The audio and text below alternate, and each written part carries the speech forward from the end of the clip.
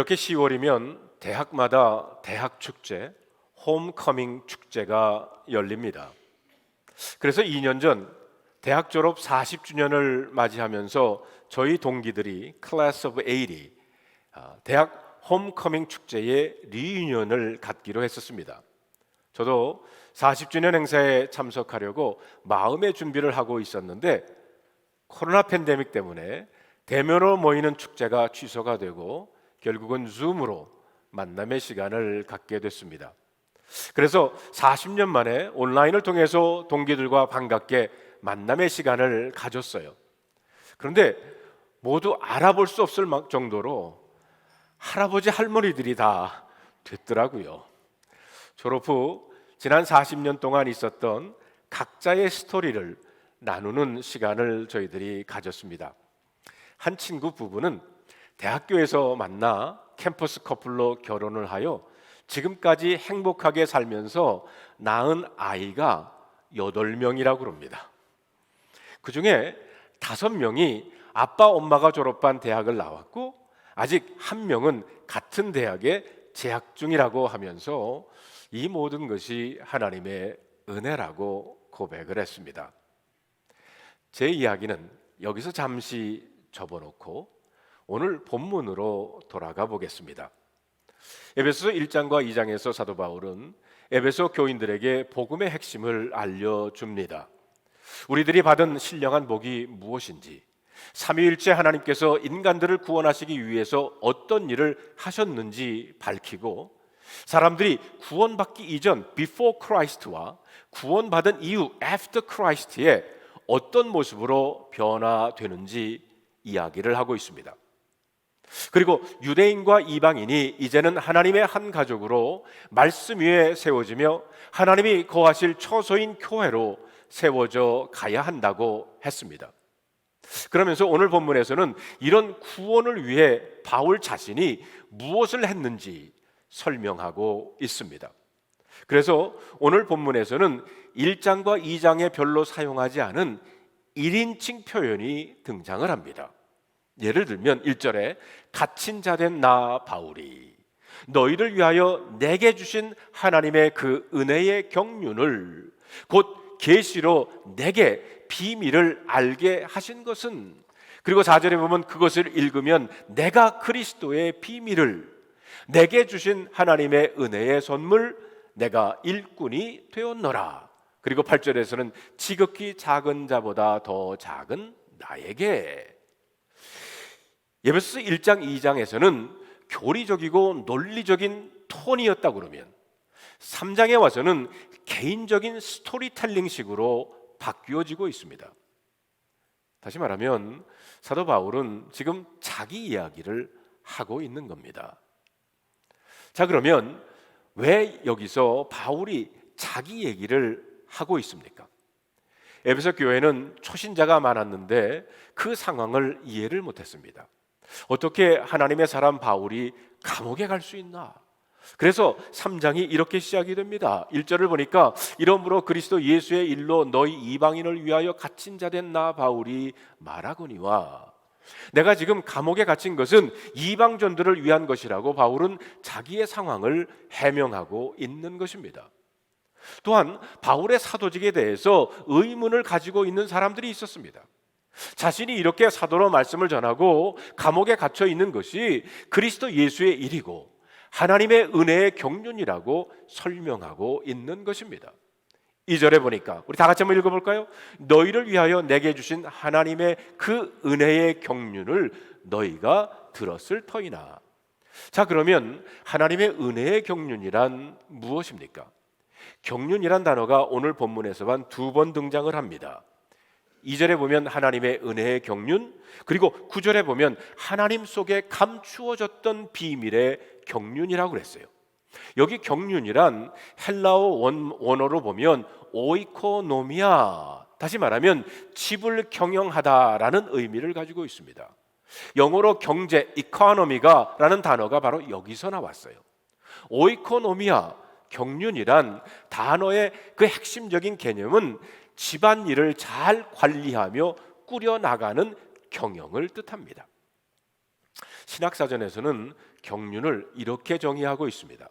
하나님의 거룩하신 뜻과 계획, 다스림과 관련해 세상 만물의 운행과 질서를 주장하시고 온 세계를 주관하시며 인간의 구원의 계획과 실행 등에 관여하시는 하나님의 거룩한 역사 섭리를 뜻한다라고 했습니다. 하나님의 은혜의 경륜이란 하나님께서 그의 은혜를 우리 인간들에게 주시기를 위해서 행하시는 경영 섭리라고 볼 수가 있습니다. 여기서 은혜라고 한 것은 인간의 구원을 위한 하나님의 경영의 주된 방법이 바로 은혜임을 뜻합니다. 다시 말하면 하나님은 은혜로 일하신다는 거예요. 그래서 바울은 하나님의 복음을 말할 때 하나님의 은혜의 복음이라고 설명을 합니다. 그래서 에베소서에도 이 은혜라는 단어가 여러 번 등장을 하고 있습니다. 3절에 보니까 곧 계시로 내게 비밀을 알게 하신 것은 내가 먼저 간단히 기록한 것과 같으니, 여기서요 내가 먼저 간단히 기록한 것이라고 하는 것은 에베소서 1장과 2장을 뜻합니다. 이제 바울은 3장에서 이 은혜의 경륜이 무엇인지 좀 더 설명하고 있는 것입니다. 여기서 바울은 하나님의 복음을 비밀이라고 말합니다. 여러분, 로마서 16장 25절과 26절에 보면 나의 복음과 예수 그리스도를 전파함은 영세전부터 감추어졌다가 이제는 나타나신 바 되었으므로 영원하신 하나님의 명을 따라 선지자들의 글로 말미암아 모든 민족으로 믿어 순종하게 하시려고 알게 하신 바 그 비밀의 계시를 쫓아 된 것이니라고 했습니다. 하나님의 은혜의 경륜, 하나님은 우리를 구원하시려고 계획하시고 이루어 가시면서 먼저 첫째로 복음의 비밀을 깨닫게 하신다는 것입니다. 이 비밀은 원래 감추어졌던 것인데 때가 참에 예수 그리스도를 통해 계시된 것이라고 했습니다. 하나님께서는 우리에게 이 비밀을 알게 하시고 다른 사람들에게 전달하고 설명하며 해석할 수 있게 하셨습니다. 바로 이 일이 사도의 일이고 사도의 임무이며 특권입니다. 이 일을 위해서 바울은 유대인과 이방인들에게 파송되었다는 겁니다. 하나님의 경륜은 비밀인데 하나님의 비밀은 연구해서 알아지는 것이 아니라는 겁니다. 비밀은 깨닫게 해 주셔야 합니다. 계시로 알게 하신다는 거예요. 다시 말하면 그것은 하나님께서 풀어주셔야만 알 수 있다는 겁니다. 바울은 고린도전서 2장 9절과 10절에 이렇게 말합니다. 하나님이 자기를 사랑하는 자들을 위하여 예비하신 모든 것은 눈으로 보지 못하고 귀로 듣지 못하고 사람의 마음으로 생각하지도 못하였다 함과 같으리라. 오직 하나님이 성령으로 이것을 우리에게 보이셨으니 성령은 모든 것 곧 하나님의 깊은 것까지도 통달하시느니라. 우리는 성령님을 통해서 복음의 비밀을 알 수가 있습니다. 그래서 여러분, 성경 말씀을 묵상할 때 먼저 이렇게 기도하셔야 합니다. 성령님, 내가 오늘 묵상하는 이 말씀을 깨닫게 해 주시옵소서. 여러분, 성령이 하시는 일 가운데 하나가 말씀을 우리로 하여금 깨닫게 하는 거예요. 자, 6절에 있는 말씀 다 같이 한번 읽어볼까요? 이는 이방인들이 복음으로 말미암아 그리스도 예수 안에서 함께 상속자가 되고 함께 지체가 되고 함께 약속에 참여하는 자가 됨이라. 여기서 바울이 깨달은 복음의 비밀의 내용을 설명하고 있는 겁니다. 그 첫째가 유대인과 이방인이 함께 상속자가 되었다는 겁니다. 하나님은요, 준비하신 것을 아무에게나 주지 않습니다. 하나님의 자녀에게만 주십니다. 그래서 그동안 이스라엘 백성이 모든 것을 받을 수 있었어요. 그러나 이제 이방인도 예수 그리스도의 복음을 듣고 이 복음을 깨닫고 예수를 믿게 되므로 유대인과 함께 그리스도 안에서 하나님이 약속하신 그 유업을 함께 받는 동일한 상속자가 되었다라는 의미입니다. 둘째로 이방인과 유대인들이 함께 지체가 됐다고 그랬어요. 이제 이방인들이 유대인과 함께 그리스도 안에서 한 몸, 다시 말하면 한 교회가 되었다는 의미는 유대인들과 동일한 신분과 특권을 가졌다는 것입니다. 실제로 유대인과 이방인이 함께 약속에 참여하는 자가 됐다는 거예요. 이방인들이 그리스도 예수 안에서 함께 하나님의 약속에 참여한 자가 되었다는 뜻입니다. 그런데 이 모든 것은 이방인들 스스로의 힘으로 획득한 것이 아니라 그리스도 예수 안에서 은혜로 주어진 것이고 복음을 통해서 주어진 것입니다. 제가 전에 목회했던 샌디에고 한인연합감리교회에 김기홍이라는 장로님이 계십니다. 이분이 90세가 넘어서 자서전을 쓰셨어요.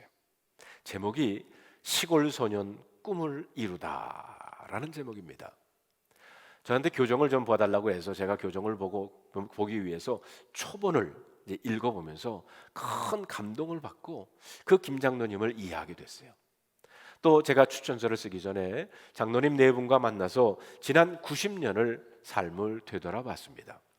장로님은 지난 날을 한마디로 하나님의 은혜였습니다, 이렇게 표현을 하셨어요. 이분이 한국 군인에 들어가 가지고 영어를 잘하셨어요. 그때부터. 그래서 미 해병대 종군 통역관으로 한국 전쟁에 참여를 하십니다. 그리고 펀치볼, 여기도 펀치볼이 있던데 한국에 그 유명한 전쟁이 있듯이 펀치볼과 벙커힐 작전에 참전을 했다가 2번 큰 부상을 당하십니다. 나중에 미 정부로부터 퍼플 하트 훈장과 금성 훈장을 받으셨어요. 전쟁 중 큰 폭발로 인해서 죽은 줄 알았어요. 그래서 이분이 죽은 시체들과 함께 매장할 곳으로 옮겨지던 중에 길이 너무 울퉁불퉁해가지고 트럭이 너무 심하게 흔들리는 바람에 다시 의식을 회복했다고 합니다. 야전병원으로 옮겨져가지고 회복이 되면서 또 그 병원에서도 환자들을 위해서 통역을 하기 시작했어요. 근데 미국 유학 중에 급성으로 맹장이 걸리셔서 수술을 받게 됐는데, 그런데 맹장 수술을 한 의사 닥터 크라포드가 바로 한국 전쟁 중에 야전병원에서 김 장로님을 치료했던 의사야. 와이어에 와서 만난 거예요. 이분은 1955년에 배를 타고 미국에 유학을 오셨습니다. 가난한 고학생으로 고생을 많이 하셨어요. 저는 특별히 이분의 그 유학 스토리를 읽으면서 많이 울었어요. 장학금을 받기 위해서 열심히 공부를 했고요, 또 먹고 살기 위해서 열심히 일했습니다. 그리고 많은 선한 사람들을 통해서 순간순간 도와주었다고 이렇게 고백을 하셨어요. 그러면서 이 모든 것이 정말 하나님의 은혜의 경륜이었습니다. 김 장로님께서는 자서전을 쓰시면서 하나님의 역사하시는 섭리와 하나님의 은혜를 깨닫는 계시의 시간이었다고 고백을 하십니다. 둘째로 하나님의 은혜의 경륜은 바울로 하여금 복음의 일꾼이 되게 했습니다. 여러분 7절에 있는 말씀 다 같이 한번 읽어볼까요? 이 복음을 위하여 그의 능력이 역사하시는 대로 내게 주신 하나님의 은혜의 선물을 따라 내가 일꾼이 되었노라. 여기서 일꾼이 히라보로 보면 디아코노스, 섬기는 자라는 뜻입니다. 바울은 복음의 일꾼이 되었는데 그것은 자기 자신의 능력이나 재주를 따라 된 것이 아니라 하나님이 그에게 주신 은혜의 선물이라는 겁니다. 그리고 이 은혜의 선물이 그에게 주어진 것은 바울 자신에게 그런 선물을 받을 만한 자격이 있어서가 아니라 오직 하나님의 능력의 역사에 따라 그렇게 되었다는 거예요. 이것은 전적으로 하나님의 주권을 의미하는 것입니다.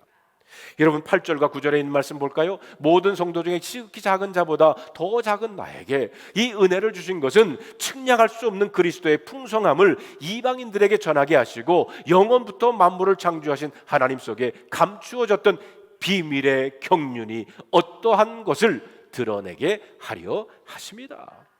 하나님께서 바울을 복음의 일꾼으로 세우신 은혜의 목적은 두 가지가 있습니다. 첫째는 측량할 수 없는 그리스도의 풍성함을 이방인들에 전하기 위함이고요, 둘째로는 하나님 속에 감추어졌던 비밀의 경륜이 어떠한 것인지 드러내기 위함입니다. 그리스도의 지혜와 은혜와 사랑의 풍성함은 우리 인간이 도무지 측량할 수 없는 크고 놀라운 거예요. 이러한 그리스도의 풍성함을 이방인들에게 전하게 하려는 것이 하나님께서 바울이 복음의 일꾼이 되는 은혜를 주신 첫 번째 목적이라는 거죠. 또한 복음의 비밀의 경륜은 영원 전부터 감추어졌던 거예요. 그 감추어졌던 것의 이유는 이제 그리스도로 말미암아 온 세상에 드러내려 함이라는 것입니다. 이런 복음 전파 사역을 위해서 특별히 부름받은 일꾼이 바로 사도 바울이라는 겁니다. 저는 김기영 장로님의 자서전이 이런 목적으로 쓰여졌다고 믿습니다. 측량할 수 없는 하나님의 풍성함과 복음의 비밀의 경륜을 드러내기 위해서입니다. 사랑하는 성도 여러분, 복음을 위해 여러분과 제가 할 수 있는 것은 무엇일까요? 그로 인해 우리 주변 사람들이 하나님을 보게 되고 복음의 일꾼이 된 기쁨을 누리는 것입니다. 셋째로 교회를 통해 하나님의 경륜을 이루는 것입니다. 10절에 있는 말씀을 다 같이 한번 읽어볼까요? 이는 이제 교회로 말미암아 하늘에 있는 통치자들과 권세들에게 하나님의 각종 지혜를 알게 하려 하심이니. 이렇게 그리스도의 풍성함을 이방인에게 전하고 감추었던 비밀의 경륜을 드러내는 사역을 이제는 교회를 통해서 이루어야 한다는 것입니다. 여러분, 우리가 성경을 보면 하나님의 경륜의 흐름이요, 하나님에게서 시작해서 예수 그리스도에게, 그리고 유대인들에게, 그리고 결국에는 이방인들, 그리고 교회죠. 그리고 결국에는 만물, 온 인류에게로 전해져야 한다는 것입니다.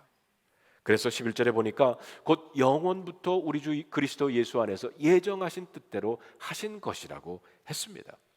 이 말은 인간의 뜻을 따라 즉흥적으로 된 것이 아니라 영원전부터 하나님이 그리스도 안에서 예정하셨다는 뜻입니다. 예정하신 뜻이란 하나님이 미리 정하신 계획이라고 하는 의미입니다. 하나님의 예정은 예수 그리스도 안에서 이루어질 구원의 사역을 중심으로 합니다. 따라서 구원의 역사는 세상 역사의 중심이고 그 가운데 교회가 있다는 것입니다. 바울을 다메섹 도상에서 주님은 부르셨습니다. 그러나 하나님은 그를 미리 이방인 선교사로 준비하셨다는 것입니다. 여러분, 바울의 이야기를, 스토리를 한번 돌아보면 이방인 전도를 위해서 바울을 예비하신 것을 우리가 알아요. 그는 로마 시민권, 유대인이었음에도 불구하고 로마 시민권을 가지지 않았습니까? 다소라는 곳에서 로마의 문화권 속에서 성장을 합니다. 그 당대 최대의 석학이었던 가말리엘 선생님 밑에서 공부를 했고요, 베냐민 지파 사람이고, 그리고 바리새인 중에 바리새인 율법학자였었어요. 이렇게 바울은 유대 문화와 로마의 문화, 양쪽 문화를 이해했던 사람입니다. 그렇다가 때가 되매 그를 전도자로 하나님이 부르셨다는 거예요. 제일 처음에 제 이야기를 했는데 이 시간에 제 이야기를 어떻게 내 삶 가운데 하나님께서 역사하셨나 하는 것을 되돌아보게 됐어요. 65년 전 오늘 저는 목사의 가정에서 태어났습니다. 돌이 되기 전에 전염병이 돌았어요. 그래서 그 같은 마을에 있는 아이들 5명이 다 걸려서 4명은 벌써 죽었어. 저만 아직 살아가지고 의식이 없었는데 이제 저를 소아병원에 입원을 시키고 의식이 없는 그 아들을 위해서 우리 어머님이, 그땐 젊은 어머니 아니셨겠습니까? 제가 첫 맏아들이기 때문에, 그리고는 그 옆에 있는 교회 가셔서, 그 당시에는 12시부터 4시까지 통행금지라 그 교회 가셔서 나오지 못하고 기도를 하셨대요. 기도를 하시면서 소원 기도를 하셨어요. 하나님, 이 아들을 살려주시면 이 아들을 하나님께 바치겠습니다.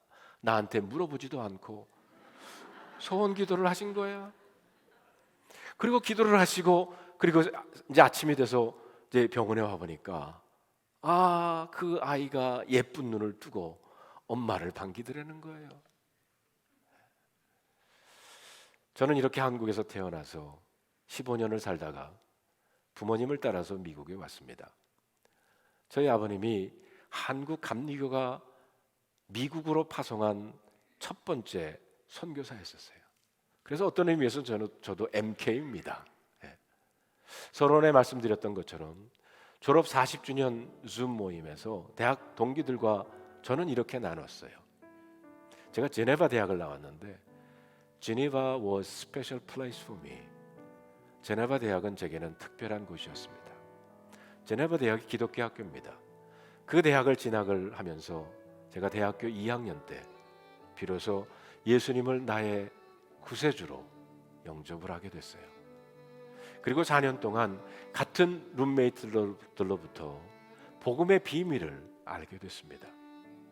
그리고 하나님의 부르심을 받고 신학대학원을 진학을 해서 연합감리교회 목사가 돼서 복음의 일꾼이 되게 하신 그런 은혜를 제가 받았어요.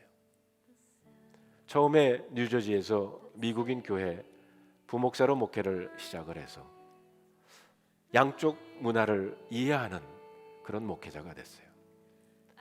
지난 38년 목회할 수 있었던 것은 오로지 하나님의 은혜입니다. 그래서 이렇게 하와이까지 와서 여러분들과 함께 목회할 수 있는 것, 이 모두가 하나님의 은혜의 경륜이라고 믿습니다. 그리고 지금도 한국에 계신 어머님, 그리고 이제는 하늘나라에 계신 아버지께서 아침마다 저와 우리 교회를 위해 기도하고 계시는 그런 은혜입니다. 성도 여러분, 코로나 팬데믹 기간 동안에도 하나님의 경륜이 분명히 있는 줄로 믿습니다. 하나님의 다스리심을 기대할 때 우리들의 삶이 달라집니다. 하나님의 경영의 중심에는 은혜가 있다는 것입니다. 성도 여러분, 담대함과 확신으로 한번 여러분 각자의 스토리를, 하나님께서 여러분 삶 속에 어떻게 역사하셨는지 그 은혜의 경륜을 한번 찾아보시면서 여러분들도 여러분의 자서전을 한번 써보시면서,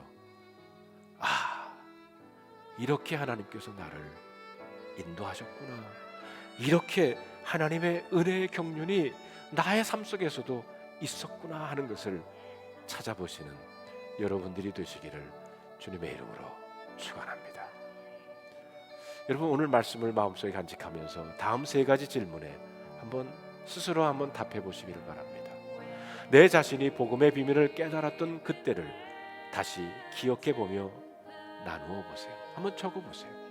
그리고 바울은 계시로 복음의 비밀을 깨달았는데 나는 성경을 읽고 묵상하고 공부하는데 얼마나 힘쓰고 있는지, 그리고 이 시대에 내가 그리고 우리 교회가 감당해야 할 하나님의 경륜은 무엇인지 한번 답해 보시기를 바랍니다. 기도하겠습니다. 하나님, 감사합니다. 하나님의 은혜 때문에 저희들이 이렇게 주님 앞에 나와서 하나님을 아버지라고 부릅니다. 우리의 삶을 되돌아보면 정말 하나님의 그 은혜의 경륜이 이곳까지 저를 인도해 주셨습니다. 그 복음의 비밀을 깨닫게 하시면서 이곳까지 오게 하신 것 감사를 드립니다. 이제 우리들 감사한 마음으로 이 복음의 일꾼이 된 우리들, 하나님의 나라와 이 교회를 통해서 그 복음을 전하는 우리 모두가 되게 하여 주시옵소서.